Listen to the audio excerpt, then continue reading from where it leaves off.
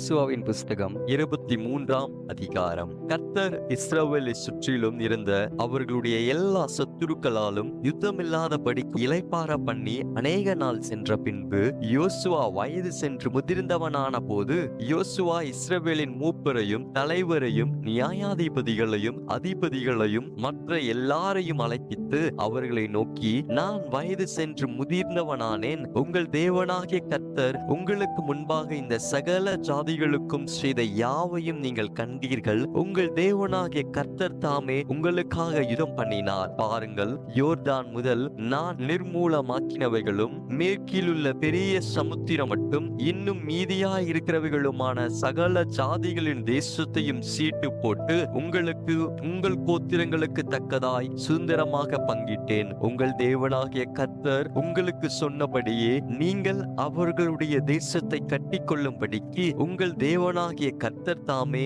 அவர்களை உங்களுக்கு முன்பாக துரத்தி உங்கள் பார்வையின் நின்று அகற்றி போடுவார். ஆகையால் மோசேயின் நியாய பிரமாண புஸ்தகத்தில் எழுதி இருக்கிறதை விட்டு வலது புறமாகிலும் இடது புறமாகிலும் விலகி போகாமல் அதை எல்லாம் கை கொள்ளவும் செய்யவும் நிர்ணயம் பண்ணிக்கொள்ளுங்கள். உங்களுக்குள்ளே மீதியாயிருக்கிற இந்த ஜாதிகளோடு கலவாமலும் அவர்களுடைய தேவர்களின் பேரை நினையாமலும் அவைகளை கொண்டு ஆணையிடாமலும் அவைகளை சேவியாமலும் பணிந்து கொள்ளாமலும் இருக்கும்படி எச்சரிக்கையாயிருங்கள். இந்நாள் மட்டும் நீங்கள் செய்தது போல உங்கள் தேவனாகிய கர்த்தரை பற்றி கொண்டிருங்கள். கர்த்தர் உங்களுக்கு முன்பாக பெரியவைகளும் பலத்தவைகளுமான ஜாதிகளை துரத்தி இருக்கிறார். இந்நாள் மட்டும் ஒருவரும் உங்களுக்கு முன்பாக நிற்கவில்லை. உங்களில் ஒருவன் 1000 பேரை துரத்துவான். உங்கள் தேவனாகிய கர்த்தர் உங்களுக்கு சொன்னபடி அவர் தாமே உங்களுக்காக யுத்தம் பண்ணுகிறார். ஆகையால் உங்கள் தேவனாகிய கர்த்தரில் அன்பு கூறும்படி உங்கள் ஆத்துமாக்களை குறித்து மிகவும் எச்சரிக்கையாயிருங்கள்.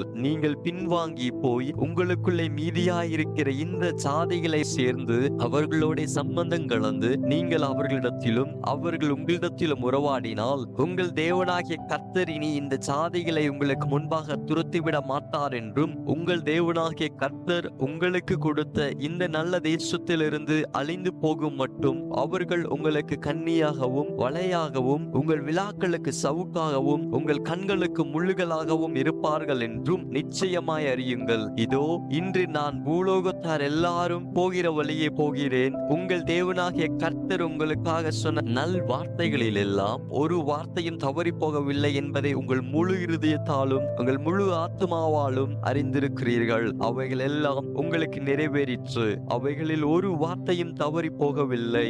இப்பொழுதும் உங்கள் தேவனாகிய கர்த்தர் உங்களோட சொன்ன நல்ல காரியம் எல்லாம் உங்களிடத்தில் எப்படி நிறைவேறிற்றோ அப்படியே உங்கள் தேவனாகிய கர்த்தர் உங்களுக்கு கட்டளையிட்ட அவருடைய உடன்படிக்கையை நீங்கள் மீறி அந்நிய தேவர்களை சேவித்து அவைகளை பணிந்து கொள்ளும் காலத்தில் உங்கள் தேவனாகிய கர்த்தர் உங்களுக்கு கொடுத்த இந்த நல்ல தேசத்தில் இருந்து உங்களை நிர்மூலமாக்கும் மட்டும் கர்த்தர் உங்கள் மேல் சகல தீமையான காரியங்களையும் வர பண்ணுவார். கர்த்தருடைய கோபம் உங்கள் மேல் பற்றி எரியும். அவர் உங்களுக்கு கொடுத்த நல்ல தேசத்தில் இருந்து நீங்கள் சீக்கிரமாய் அழிந்து போவீர்கள் என்றான் என்பதே. ஆமேன்.